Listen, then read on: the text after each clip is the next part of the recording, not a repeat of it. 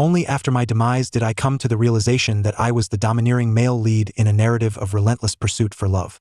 In my previous life, my first love, my radiant moonlight, departed overseas following our separation. In a fit of rage, I acquiesced to a marriage of convenience, tying the knot with a woman for whom I harbored no affection. Throughout this tumultuous journey, we traversed the path of her adoration for me, juxtaposed with my indifference, followed by her waning affection and my ensuing regret. Melodramatic saga indeed. In a desperate bid to reclaim her heart, I squandered the entirety of the Gu Corporation, forsaking my dignity to implore her, even going so far as to sacrifice a limb for her. Sake. Ultimately, we reached a happy conclusion. Upon my death, as my spirit transcended the earthly realm, I encountered the tome titled The Overbearing CEO's Relentless Pursuit of Love, and in that moment of enlightenment, I grasped the truth. 1. Let us divorce. To my astonishment, I found myself reincarnated at the moment Yunran proposed our separation. Very well. Upon my acquiescence, a wave of sorrow flooded her eyes, mingled with a trace of disbelief. In my past life, I had never consented to the divorce, believing she was merely indulging in her whimsical antics. After our marriage, she had raised the topic of divorce on multiple occasions, only to retract her statements shortly thereafter. Each time she returned, tearfully professing her love for me, claiming that her affection was so profound it left her in a state of anxiety, causing her to speak without thought. She implored me to never easily agree to a divorce. Witnessing her pitiable demeanor, I ultimately relented and solemnly pledged to her. Yet now, she was again beseeching me, tears streaming down her face, claiming she no longer loved me. My heart ached, mixed with a sense of irritation. I coldly regarded her and firmly responded that it was impossible. I remained oblivious to what I had done wrong. Our union had been a mere business arrangement devoid of any emotional foundation. Yet, she had professed her unwavering love for me at the onset of our marriage. As a person who warms slowly, I was gradually beginning to accept her after letting go of my first love, only for her to suddenly declare her lack of affection, resolutely insisting on a divorce, while her father and childhood friend conspired to undermine my company. Reluctantly, I acquiesced, for the sake of my family's legacy spanning 3 generations. However, her image had already etched itself deeply in my heart, an indelible mark. I always believed it to be a misunderstanding that could be clarified. Yet, she evaded me, and in my desperation to see her, I bartered my company's interests with her father. Only then did he afford me the opportunity to meet her. I thought that by clarifying the misunderstanding, all would be well. Yet, she obstinately regarded my explanations as mere deceptions, resolutely declaring that she would no longer be fooled by me. In her eyes, I had become a complete charlatan, devoid of any credibility. I was engulfed by despair. The more I attempted to explain, the more she resisted. Each time I sought to meet her, the cost was substantial. Gradually, my company languished while her father's enterprise flourished. I resolved to salvage my company first. While I toiled late into the night at the office, she frolicked around the world with her childhood friend, seeking solace. During this time, my first love returned to the country, bringing with her the academic research results that my company desperately needed, accompanied by an apology. In gratitude, I treated her to dinner, and she sought to rekindle our relationship. I chuckled, preparing to decline. Just then, Yunran appeared. Her hysterical cries echoed, convinced that I must have been entangled with my first love since before our marriage. Her childhood friend angrily confronted me, delivering a fierce beating. Naturally, when he was apprehended by the police, I declined to mediate. I could not comprehend why, after marrying me, she professed her love while simultaneously sharing late-night drinks and heartfelt discussions with her childhood friend. Meanwhile, I was merely a workaholic, diligently immersed in my company. Yet I bore the blame for infidelity within our marriage. I felt deeply aggrieved. I recalled a previous instance when an urgent crisis arose at the company, necessitating my secretary and me to remain and devise remedial measures to salvage the situation. During that time, she happened to visit the company and, upon seeing my secretary and me in close proximity, she erupted like a powder keg, storming over and accusing the secretary of harboring ulterior motives, refusing to listen to my explanations. Her demeanor suggested she had already concluded that we shared some unspeakable secret. In truth, the secretary had merely approached me to discuss a brilliant idea. Consequently, she demanded my dismissal of the secretary. When I refused, her complexion turned pale, and as she wept, She scattered the documents I had meticulously organized. Thus, I found myself burdened with additional work. There was also the time I purchased an expensive necklace, intending to gift it to the mother of a business partner, which resulted in a lucrative deal. I bought her 10 necklaces with my earnings, yet she wept in grievance. On one occasion, I was unable to return home on her birthday due to a minor car accident. By the time I arrived, only remnants of the meal remained in the trash. She never inquired, and I was too weary to explain. Countless such instances piled up. 2. Did you always wish for a divorce? Coming back to my senses, I heard this question and felt a sense of helplessness. No. I merely noticed your unhappiness and sought to grant you freedom. I intended to sever our entanglement for good and focus on developing my family's company. Then do not regret it, she exclaimed, her voice breaking as she ran out in tears.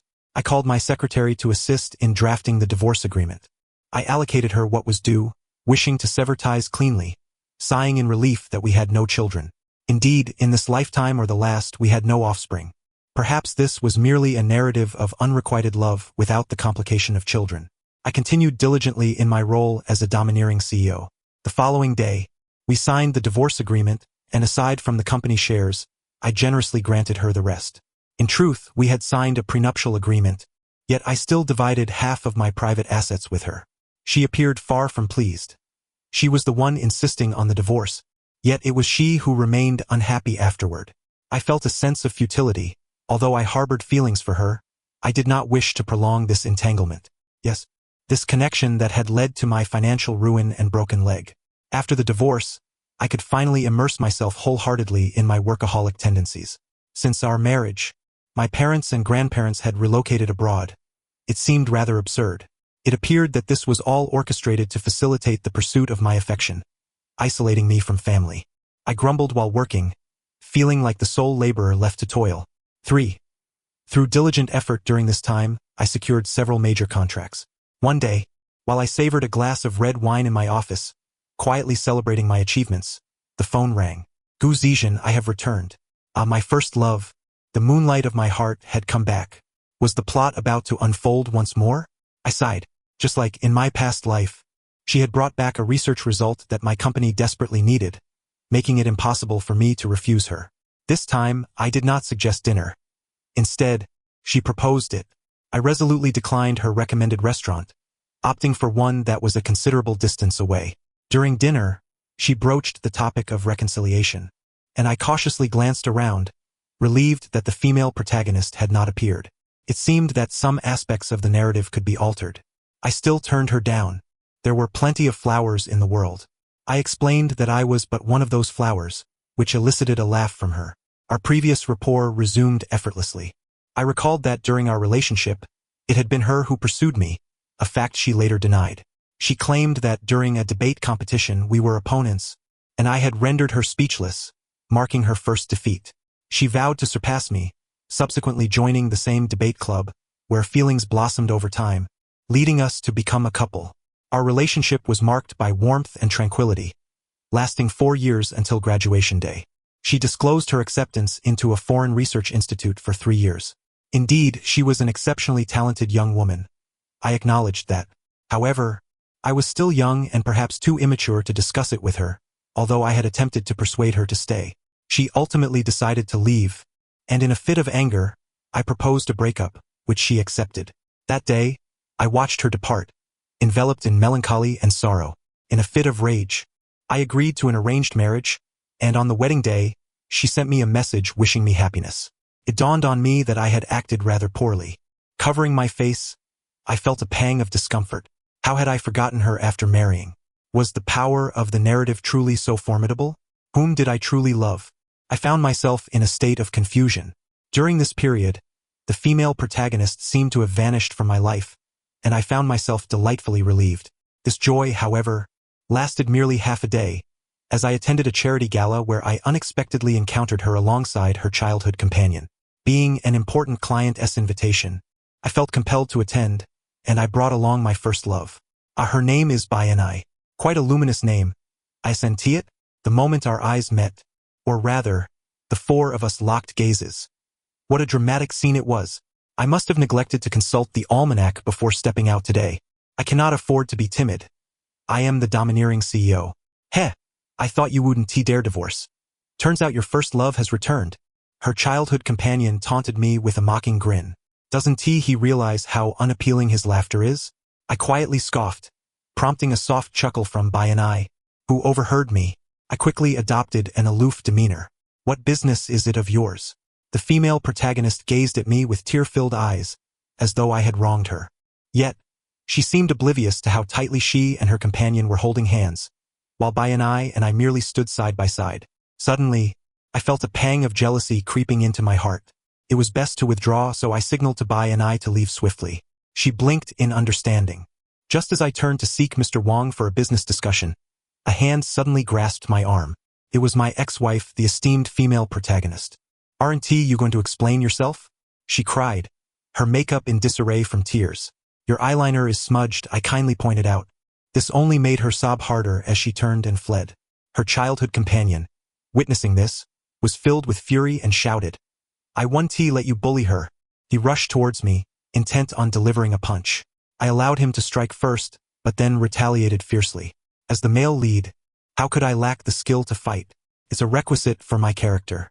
I struck him until he was howling in pain, completely losing any semblance of dignity. What was he thinking? Could a supporting character possibly best the male lead? Letting him land a punch was merely a mutual brawl. After all, I had experience from my past life. Once the scuffle concluded, I stood up to see Bayanai gazing at me with adoration in her eyes. Great, she had fallen into the throes of infatuation again. The childhood companion, unable to accept defeat, called the police, but after reviewing the footage, they classified it as mutual combat, leaving him to cover his own medical expenses. He was furious, vowing to make me pay. I simply nodded. I am indeed quite handsome. The male lead must always be the most dashing. Upon returning home, Bayanai insisted on coming upstairs to tend to my wounds. Aware of her intentions, I consented. Observing my swollen face, she compassionately boiled an egg for me, which I devoured in one bite. That was meant to reduce swelling, she exclaimed in frustration. Consequently, she prepared another egg and, fearing I might eat this one as well, gently applied it to my face. As she massaged the ointment, she suddenly froze, her face mere inches from mine, her lips lush and inviting. Truth be told, I was quite tempted to kiss her.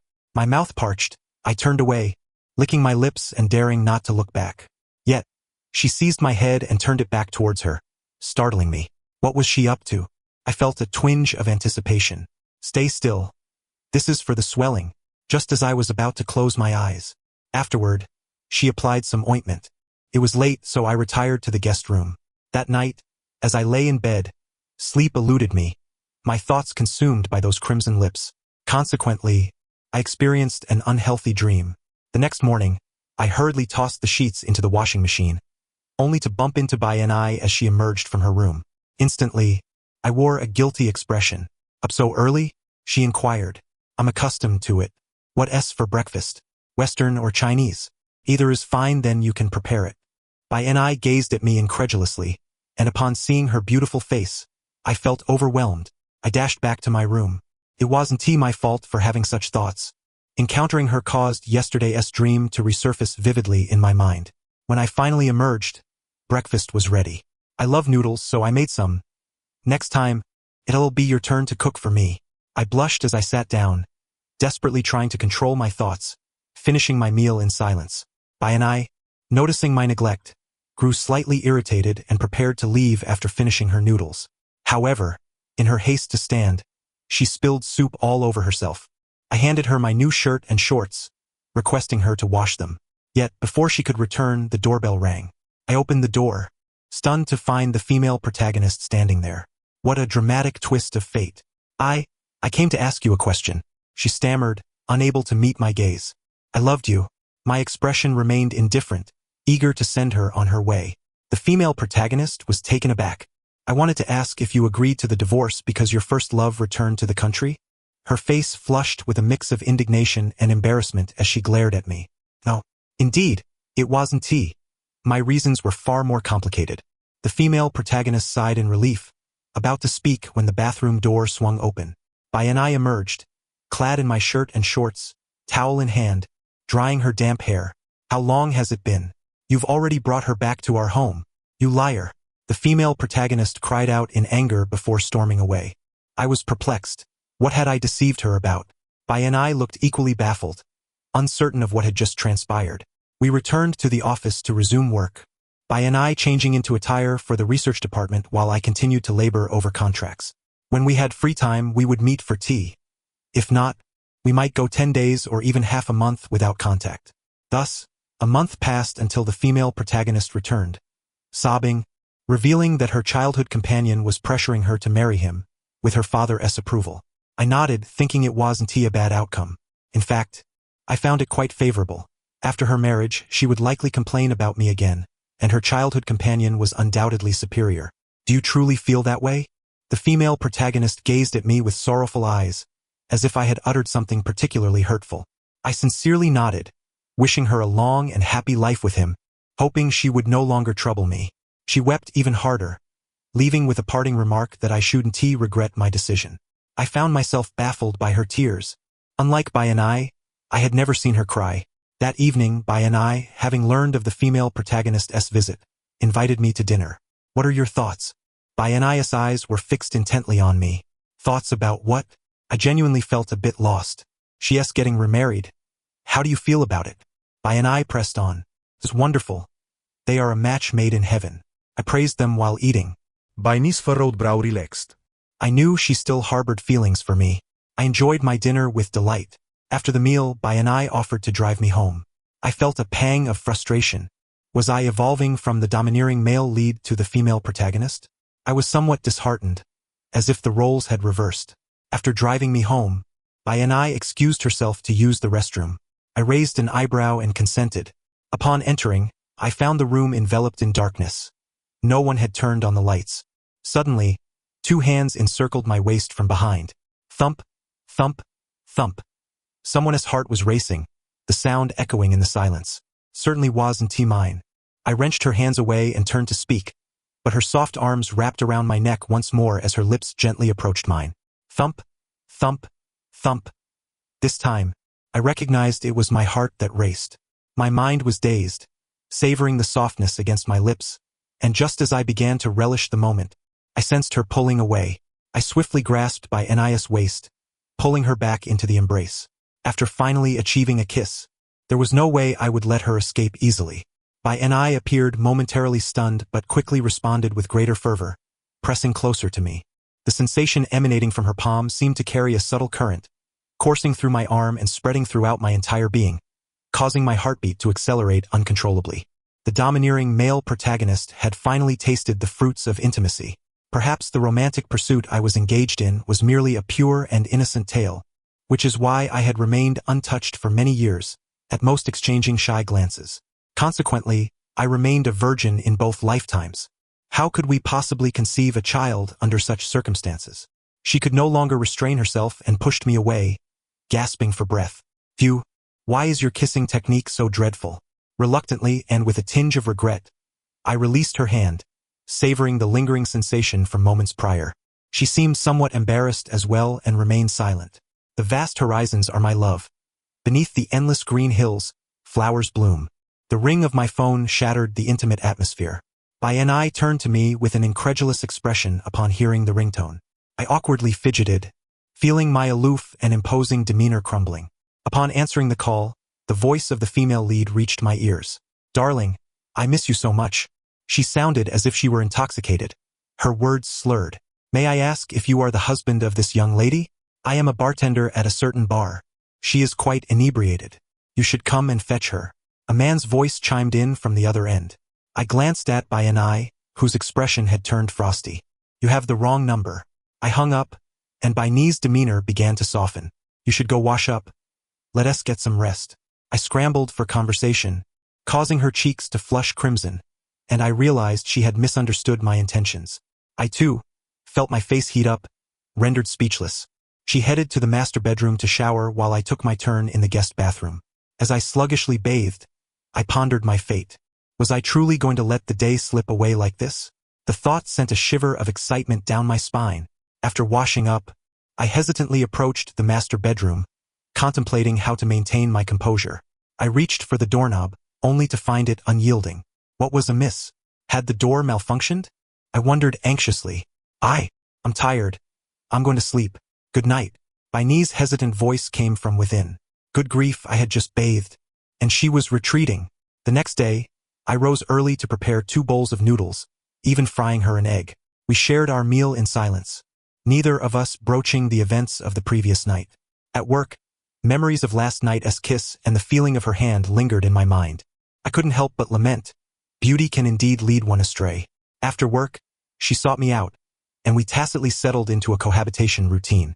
Of course, nothing further transpired. At times, I even wondered if it had all been a mere dream. Each morning we would share breakfast, and in the evenings we would return home together, living what felt like a blissful married life. Alas, the fact that we could not share the same bed left me with a sense of longing as I gazed at Bainai. She looked at me with confusion, urging me to finish my meal and hurry off to work. Such bliss was short-lived, as I soon received another call from the female lead. She informed me that she was to wed her childhood sweetheart next week and insisted that I attend, or there would be repercussions. I thought it prudent to avoid conflict. Perhaps she merely wished for me to witness her marrying another, thus severing any lingering hopes. I resolved to go without informing Bainai. On the day of the wedding, I had a meeting that ran late, and I hurried to the venue afterward. I had even brought a card with a monetary gift. Upon entering, I discovered the ceremony was already underway. The female lead spotted me, her eyes lighting up as she tore off her veil and sprinted towards me. My mind went blank, and I turned on my heel, bolting in the opposite direction without glancing back. Despair enveloped me as I thought to myself that tomorrow's headlines would surely announce my failure to escape. However, with my long legs, I managed to evade her pursuit. I ignored her desperate calls and tears, not daring to stop for a moment. Finally free from her grasp, I removed my suit jacket, my shirt damp with sweat, and adjusted my tie. I caught a glimpse of myself in the rearview mirror. A disheveled charm emanated from my appearance. I drove away with nonchalance, returning to the office. I promptly blocked the female lead's number on my phone and instructed my secretary to suppress any news of the incident with a hefty sum. After discreetly changing into a spare outfit, I found myself facing Bainai, who inquired about my day. I lied, claiming my secretary had spilled coffee. In my heart, I silently apologized, knowing that this burden ultimately fell upon her, but I vowed to increase her salary. The following day, as anticipated, my secretary called. Mr. Gu, I spent a fortune, and the media only agreed to remove your name. Indeed, the headlines read, CEO Gu disrupts ex-wife Yoon Rant's wedding. The young lady of the Yoon family elopes with her ex-husband. My frustration mounted. My money had been wasted on these unscrupulous media outlets. Glancing further, I noticed another headline. The childhood sweethearts company officially declares rivalry with Gu Corporation, a grudge against the abduction of a wife. The sensational language made it seem as if I had truly stolen his bride. A knock echoed at the door. Come in, I replied absent-mindedly. Bainai entered, looking somewhat incredulous and flustered, her lab mask still intact. Zijun, are you planning to reconcile with her? Her clarity of thought reassured me that she was indeed a rational individual, unlike the female lead. I approached her, took her hand, closed the door, and urged her to sit on the sofa. I explained the situation, and she believed me. See, this is the mind of a sensible person. I watched Bainai with a sense of satisfaction, but she seemed to feel shy under my gaze, lowering her head. Her cheeks flushed, and in a sudden impulse, I kissed her, gently pressing my lips against her cheek. She looked at me with surprise, as I had never taken the initiative before. I lifted her chin, our noses almost touching, creating an atmosphere thick with tension.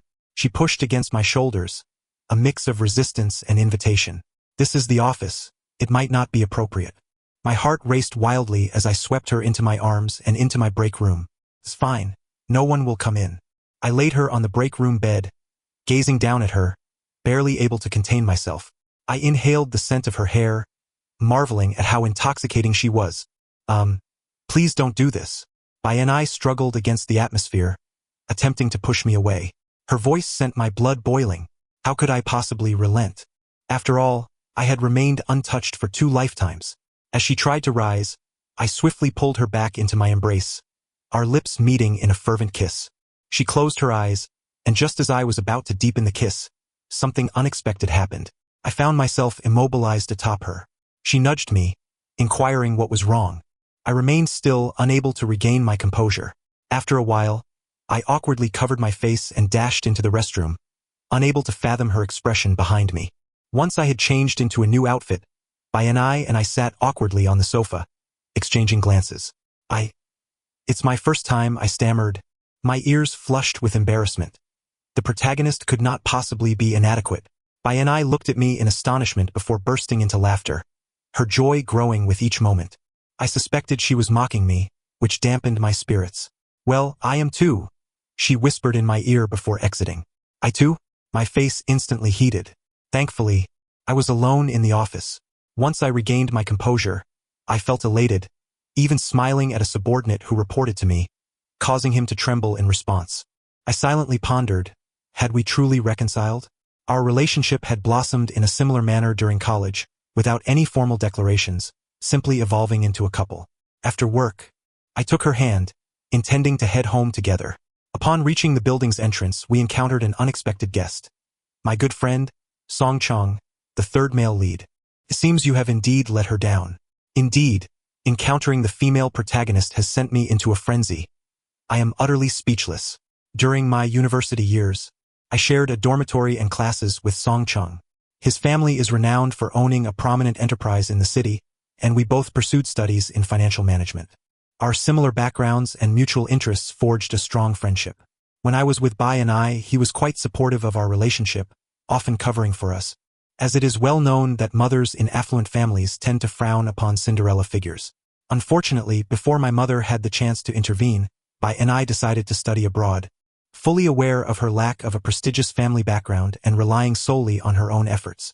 Song Chang even encouraged me to wait for her for 3 years, yet after my marriage, he too underwent a transformation. He developed feelings for my ex-wife, the female lead Yoon Ran, frequently advising me to treat her well and not to let her down. One day, I discovered his unrequited affection for her, and I severed all ties with him. To my surprise, after my divorce, he resurfaced just as I had nearly forgotten him. I have divorced her. If you wish to pursue her, then do so, I said, at a loss for words. In university, he seemed quite reasonable. But she loves you, Song Chang shouted at me with indignation. I fell silent, exchanging glances with Bai and I. Stop seeking him out.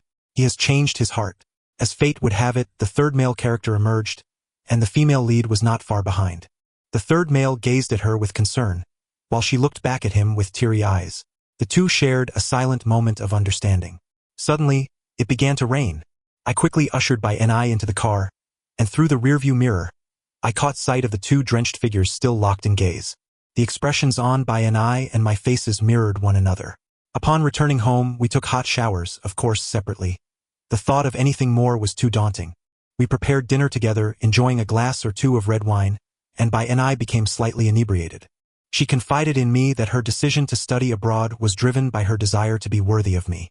She had intended for me to wait for 3 years, promising to return frequently during breaks. Yet, she never anticipated that I would propose a breakup, and as she spoke, her eyes glistened with unshed tears. I listened in silence, unsure of how to convey that it was the plot's machinations at play. In truth, 3 years is a fleeting period. With modern means of communication and convenient air travel, I had no substantial reason to refuse waiting for her. I felt a surge of pride for her accomplishments. Look at how exceptional my girlfriend is. I could hardly fathom the despair she must have felt, the regret that consumed her, and what had propelled her to complete her studies alone in a foreign land. I actually feel quite fortunate. I have always kept an eye on you, she said, her face brightening. When I heard about your divorce, I dropped everything and returned. I didn't want to miss my second chance with you. My heart ached slightly, and I blinked to stave off the tears welling in my eyes, lifting my glass to take a sip. I'm sorry, E. I choked, realizing I had been a terrible person. I had completely forgotten her, as though she were a mere figment of my imagination. I didn't know how to explain myself, and thankfully, she didn't require an explanation. She was too intoxicated. I lifted her, her small face flushed, her eyes hazy as she gazed at me, looking utterly adorable. I gently laid her on the bed, caressing her cheek, and whispered good night. Just as I was about to turn away, she grasped my hand firmly. Kiss me, she said, her eyes glistening with moisture. Unable to resist any longer, I leaned down and pressed my lips against hers. The following morning, I awoke to the sensation of holding someone in my arms. Looking down at her, I was filled with elation. I placed a gentle kiss on her lips, stirring her from sleep. She opened her eyes wide in astonishment. You, how are you in my bed? I stared at her, bewildered. Had she truly lost her memory of the night? As if recalling something, she lifted the covers to peek, her cheeks flushing crimson. What, have you taken advantage of me and now deny it? I raised an eyebrow in playful inquiry. In utter despair, she hopped out of bed, letting out a small yelp of pain as she covered her face and hurried to retrieve her clothes. As I lay in bed, I admired her flawless figure and her flustered demeanor, unable to suppress a chuckle. I languidly rose, dressed, and prepared breakfast. She was already seated at the dining table, her lips pursed in indignation. I feel like I've been robbed. I can't recall anything from last night, just the pain, she lamented, casting me a pitiful glance. It's all right. We can have a few more rounds tonight, I replied nonchalantly. The perks of being the male lead, how I had wasted my youth. Of course, I wasn't referring to her. I meant my university days, where I was too focused on studying. What a pity. Baine's face turned a mix of red and white as she shook her head. Let us just forget it. I'm in so much pain, you're too. I raised an eyebrow, urging her to continue, but she hesitated, biting her lip in shyness. She was clearly too embarrassed to compliment me. After breakfast, I suggested she rest at home for the day while I returned to my workaholic ways. As I worked, I contemplated my relationship with Bai. I wanted to marry her. Now, without the interference of our parents, thanks to the author sending them abroad, it seemed feasible. However, I was concerned about the other two characters. I worried they might cause trouble. I instructed my secretary to investigate their current circumstances. In the afternoon, my secretary informed me that the third male character and Baine's childhood friend were fiercely competing for the female lead's affections, and their companies were at odds as well. I mused to myself, well done, this is a splendid opportunity. I promptly ordered my secretary to convene a meeting with the upper management. During the meeting, I strategized for them to seize customer orders while the two companies clashed. Each contract snagged would double their bonuses by the end of the month. Tempted by the lure of wealth, my subordinates devised clever schemes, successfully siphoning business from both companies. Neither of the two competitors was focused on their companies. They were too engrossed in their rivalry for the female lead's attention. While I dated Bai, I secretly undermined their businesses and employees. By the time they realized what was happening, their companies were in disarray, teetering on the brink of bankruptcy. Meanwhile, the company owned by the female lead's family, which I had been nurturing with resources, stagnated, proving no match for my own. As expected, in matters of business, the male lead is invincible.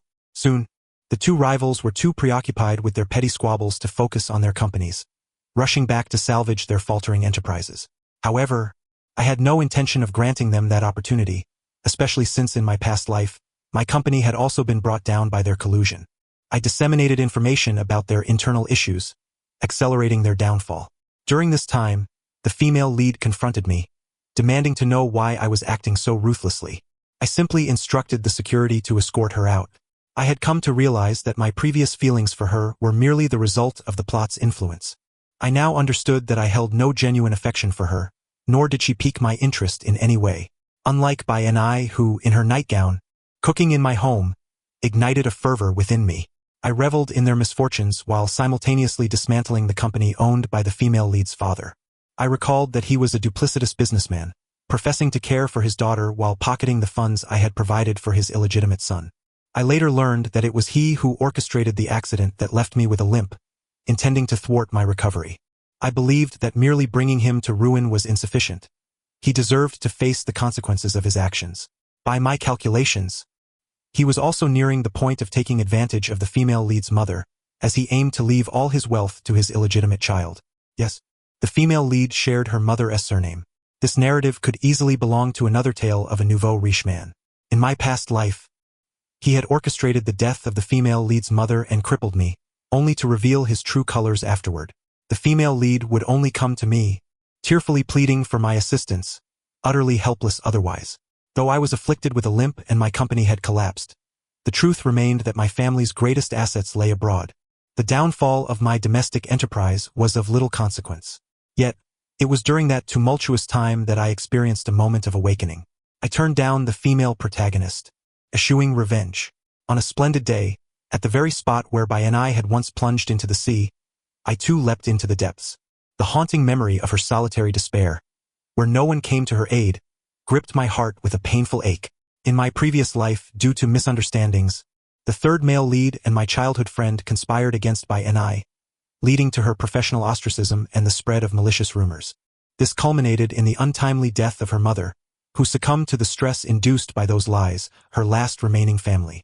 Driven by the narrative's demands, I had turned a blind eye to her plight, resulting in Ni's desperate leap into the sea. This time, however, I vowed not to spare anyone. I continued with my meticulously crafted plan, preparing to undermine the female protagonist's company while simultaneously surveilling her father to gather incriminating evidence. Fortune favored my endeavors. My operatives captured footage of her father administering a drug to her mother, along with the vial bearing his fingerprints.